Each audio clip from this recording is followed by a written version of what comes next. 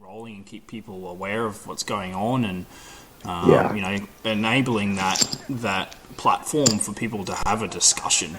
Like, I think having that is I don't know. Like, I just enjoy being able to have that. I've got a lot of the inspiration for what I do from just other YouTube channels online, but it's all centered around movies. Everything I find nowadays is about movies, movie reactions, and trailer reactions, and movie reviews, and game reviews, and movie talk,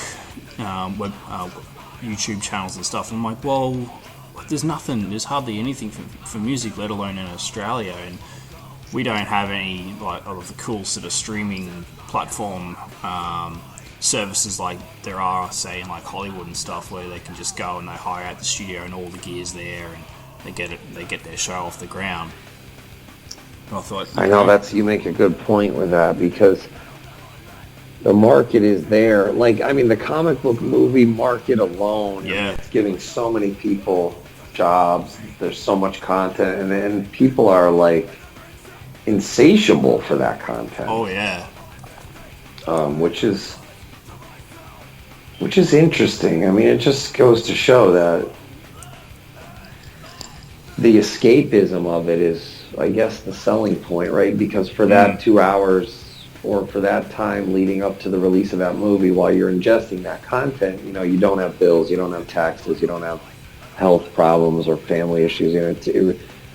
People really love these flawed characters. I enjoy Game of Thrones. I read the books and stuff, but I noticed there's all Game of Thrones podcasts, Game of Thrones universe, theories, Game of Thrones videos, YouTube channels, very successful. And so when you immerse yourself in that world, it's very entertaining. And, for that time that you're immersed in that world, you don't have a nagging girlfriend, you don't have bills to pay, it just takes you to a different place, that used to be the power of music. And I mean, it still is to a certain extent. It's just that I think with music, it's so real, it's so visceral, it's so loud, it's so passionate, whereas with a comic book movie or a show like Game of Thrones, I mean, you're watching people pretend. Yeah. And with music, it's almost like too real. And so if someone's narrative is very intense, if someone's been through a lot, or sometimes people are turned off by that. So especially with heavy metal and hardcore and punk music, it's almost too real for some people. Where why is this guy yelling? What is he yelling about? It's just too real. They'd rather go watch somebody pretend to slay a dragon or whatever. And I get it. It's different strokes for different folks, but it would be nice if, as the world is changing and as media is changing, it would be nice that if some metal and hardcore and punk groups got some of the attention that some of the pop and country artists got, and so that there was more of a discussion, and there was more lead-ups to albums, and there was more production value for the online shows and sites. But we'll see what happens. I'm always optimistic. Let's talk about Hatebreed. So the album comes out on the 13th of May, Friday the 13th. Did you plan that, or just happened? Oh yeah. So some Jason Voorhees action gonna go down, definitely.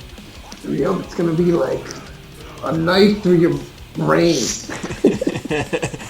And the album kicks off with definitely a nice bite to it. So you've brought out the clip for AD, or is it After Death, or is that what it's? Yeah, we left it just up to everybody's interpretation there, which is nice to see. People with music, people find meaning. People will find the meaning that serves them. And that song's interesting already because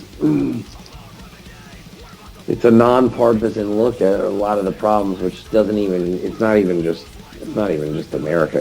I was reading Twitter this morning, and people are like, that you could change that song to the Brazilian Dream, someone wrote me, because the same stuff is happening there, and I'm sure it's like that everywhere, where the promise of a better life is a lot of times is in the control of people who either aren't deserving or didn't earn their position or don't care about anybody else's quality of life. Songs like that are just they're making waves at the moment. Like it seems like a lot of artists and new material that has dropped in the last 3 months especially has definitely been feeding off the same vibes and the same mentality of all this corruption, I guess, and things going horribly wrong in countries and things like that, and it hits home for people, and I think that's what makes all the difference. And it's great to see Hatebreed getting onto that as well, and because you guys have such an awesome fuck you, fist to the air, like very visceral, just what all your lyrics are always very upfront and very honest, and I gotta say it's really refreshing, and it's an awesome Kickstarter track for sure. Oh, I appreciate it. I mean, I feel like people do have the power. You have the power with your vote, with your dollar, and people who say, "Oh, leave the politics out of it," this and that. Those are the people they feel the most powerless. And we can't be that way anymore. It's too late.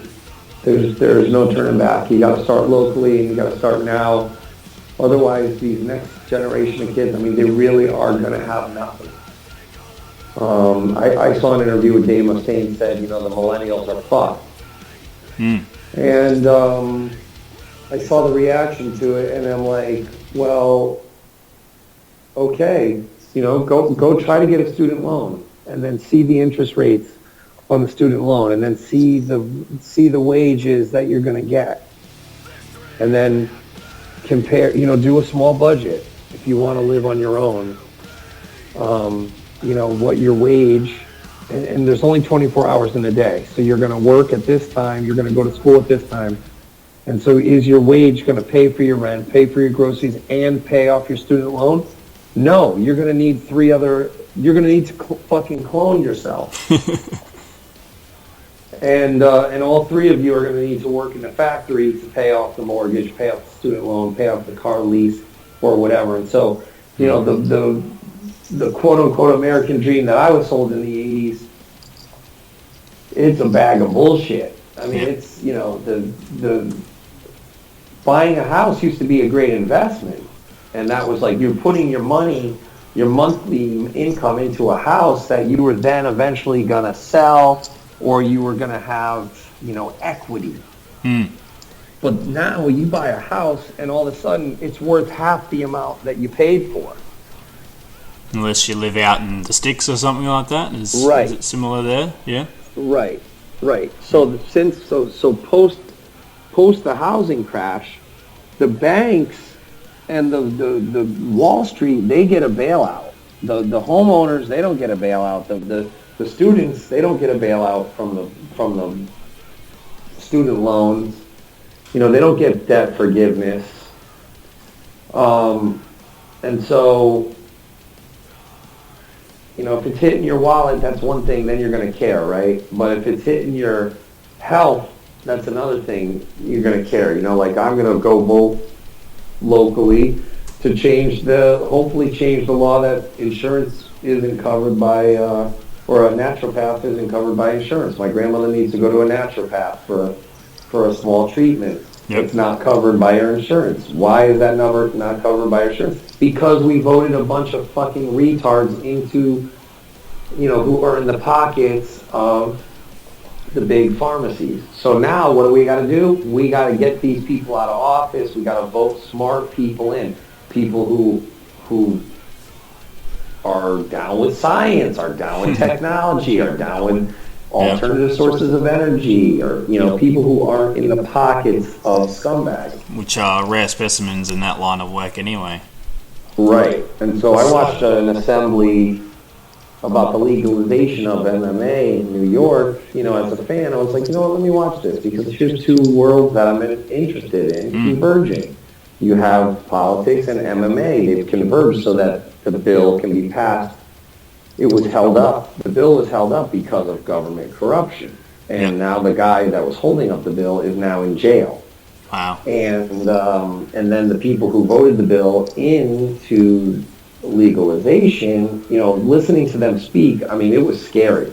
It was really scary to think that these idiots are making policy for the residents of New York. I really feared for a lot of people that I know that live in New York that somehow they voted these idiots in. I don't think they knew the type of representation that they were going to have. And so it's a lot of stuff's going to change. You're going to see a lot of people are going to, and it starts by getting pissed or getting frustrated. And unfortunately, sometimes that's what it takes. Yeah. Oh, I feel like sometimes it's fighting a losing battle. In fact, I think I wrote lyrics for a song based on that. Yeah. Well, it might not be our generation. It might be a generation or two from now that will feel a positive change, and that's okay. Yeah. Hopefully we get there in the end, and in the meantime we can have music as our outlet for the frustration that we feel about it all. Yeah, totally. And I can go on a world tour, and the money that I bring back that I put into my community, I can choose wisely where it goes, and I can support the stuff that I feel is important, and that's where it starts. I think you really can you have to just start locally, and that's it. So speaking of tour, you're launching into the semi-national tour on the day of the release with Devil Driver, Devil You Know, Act of Defiance, and Devil Driver releasing their album as well, Trust No One, on the same day.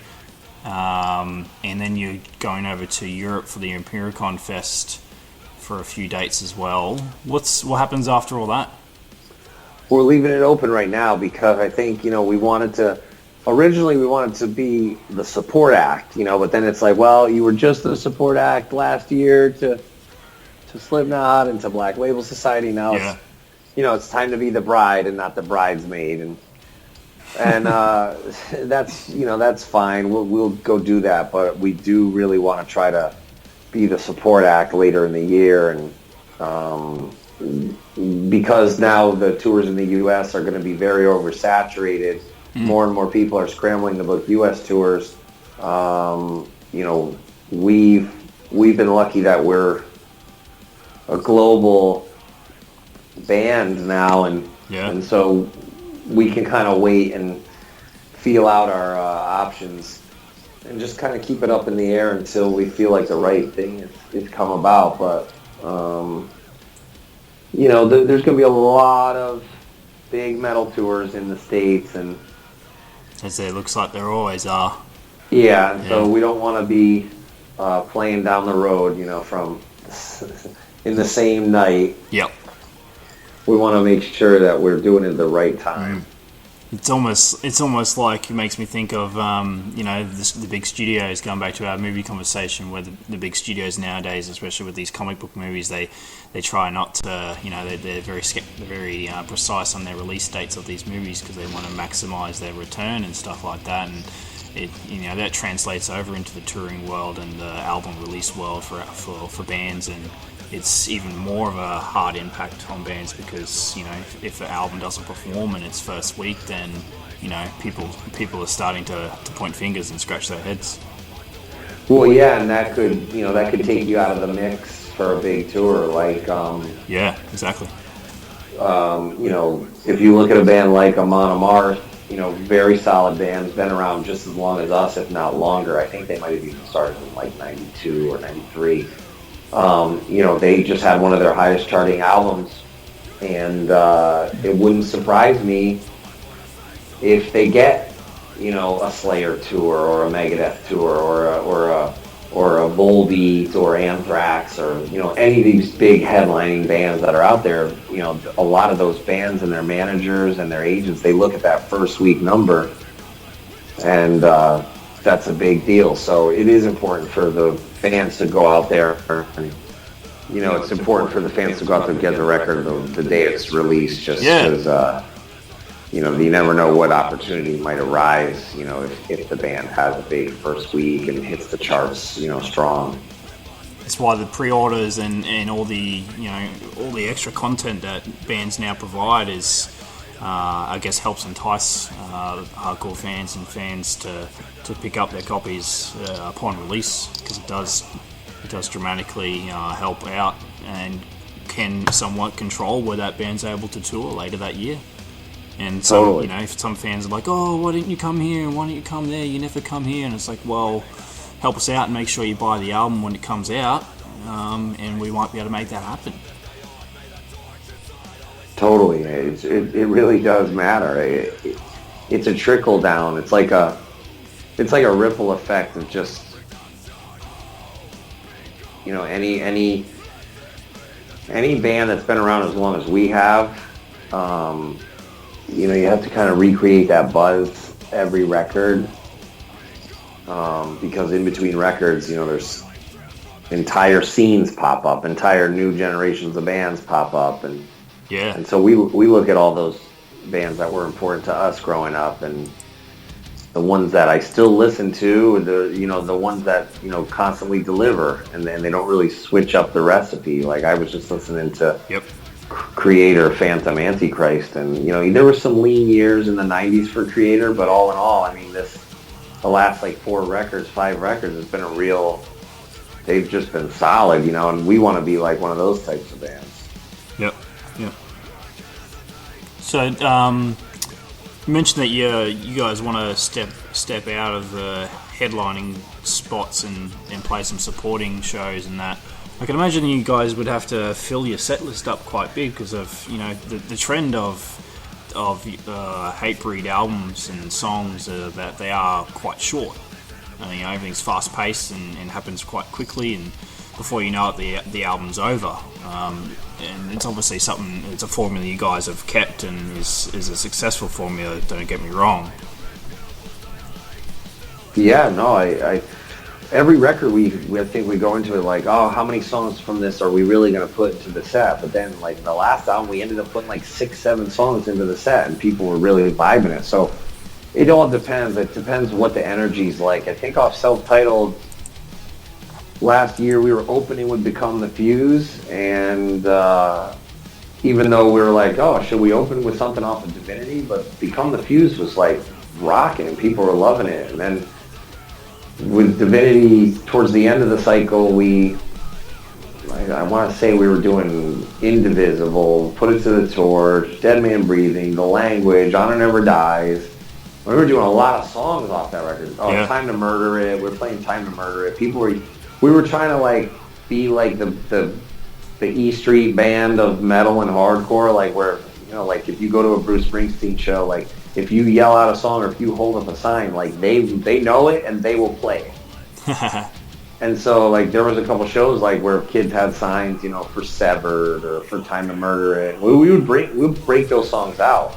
Yep. So but this record, we sequenced it like we would a live show. We were like, say, hey, if this record was the only record we were going to play, how would it play out in the set? And so AD is the opener and Serve Your Masters is the closer. And I think that was a good, we've never done that before. So I think that was a good,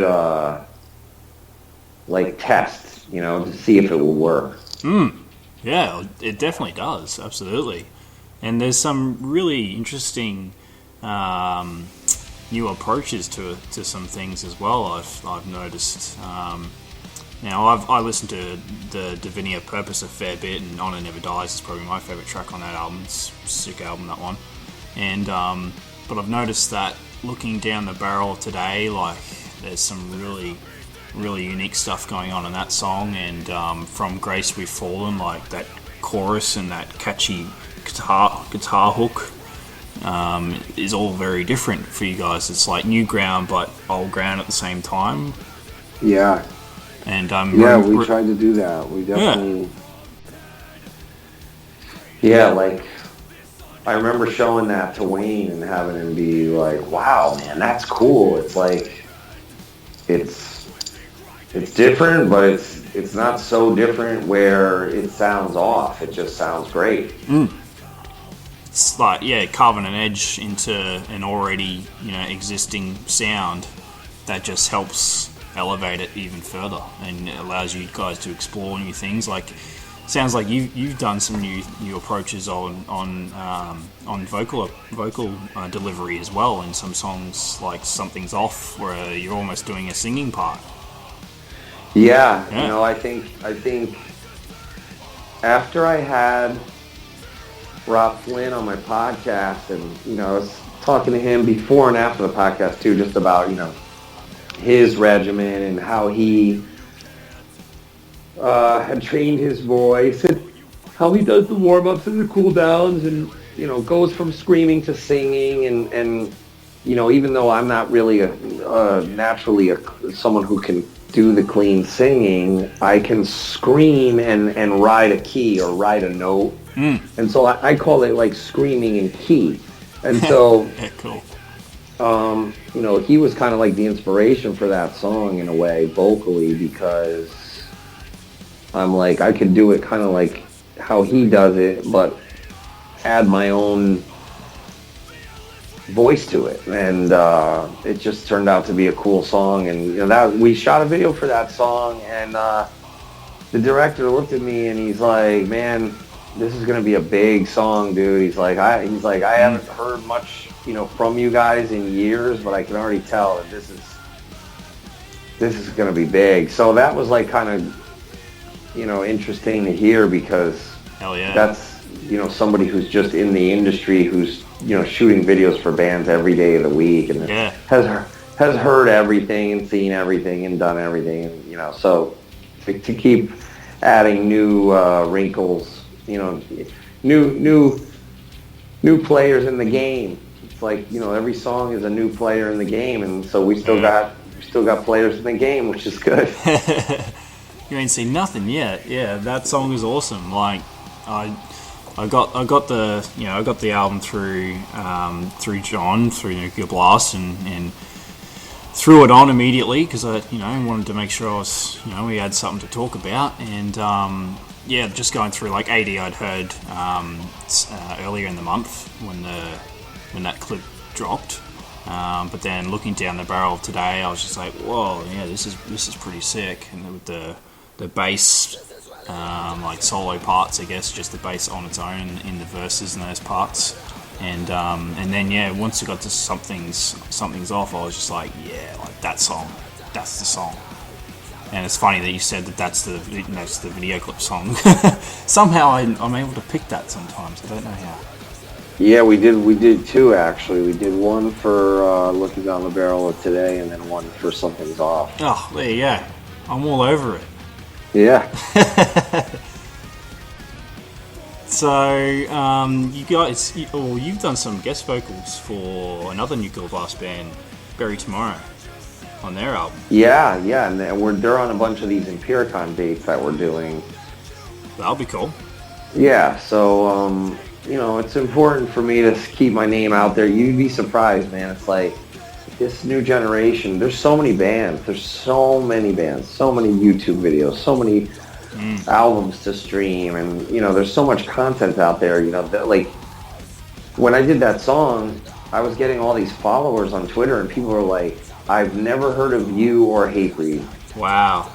Yeah, so there you go. It's just a way of it's like doing a song like that. It's like networking. Yeah, exactly. It's like, share. It's almost like share my video, but hey, I'm actually in the song. Yeah, exactly. Yeah. No, I was surprised. I was like, like Bury Tomorrow, a bit hit and miss for me, and I was getting all the stuff coming through from Nuclear Blast about them, and I was like, all right, well, what's this song? I'm like, featuring Jester. I'm like, what? I'm like, no way, this will be interesting. And it gets to your part, I was like, I want more.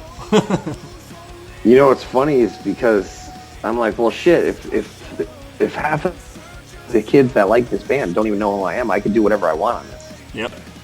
And it was kind of liberating in that way, because there was a time where I was on a lot of different bands and albums and tracks, and then I took a little break from doing that, and in that short period of time, a whole new generation of kids have started bands and gotten into heavy shit, and You know, it's like if you go back and you look at the music from the 90s, or even go back and look at the music from the 80s. I mean, the bands that I still like that are still around were the standouts, you know, but there was a lot of bands that I didn't know of that I found out through, you know, looking through the thanks list or seeing the guy wearing a shirt. Like, I remember seeing somebody from Obituary wear a Bolt Thrower shirt, and I'm like, then I checked out Bolt Thrower, and I'm like, fuck, I love Bolt Thrower, and I still listen to Bolt Thrower till this day, you know, 25 years later. So it's all about exposure. You know, you never know what exposure is going to lead you to, you know, down the metal and hardcore and heavy music rabbit hole. Yeah, exactly. It's almost like you got to treat almost every day someone else out there's first time, you know, their first day and their first experience with whatever they've discovered, you know, whether it be Hatebreed's new album or, you know, whatever it might be. So yeah, we'll see.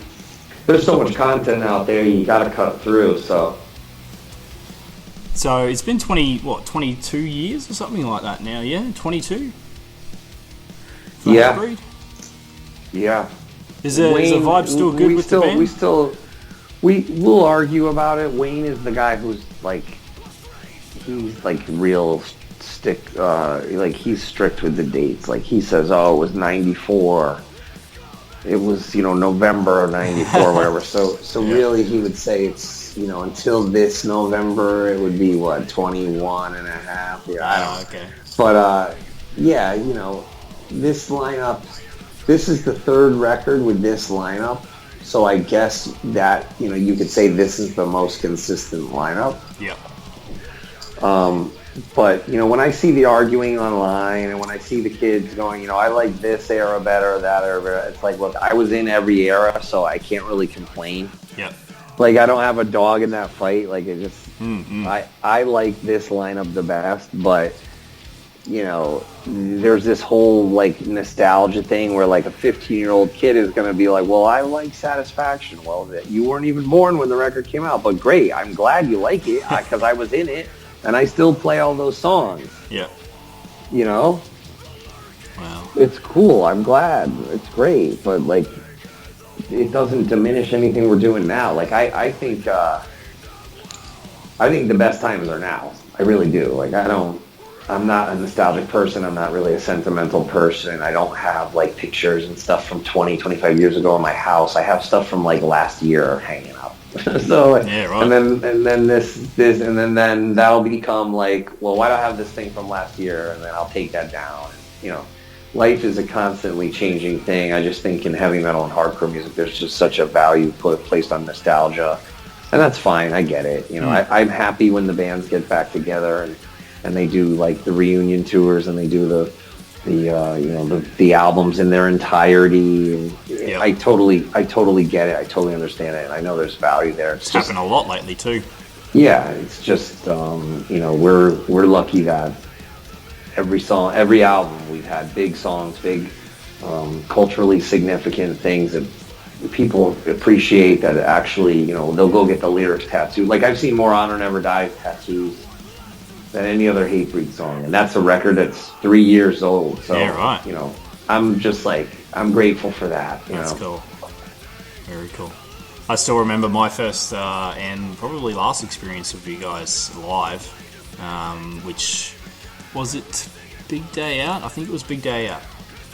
Back when Big Day Out actually had good bands on their bill.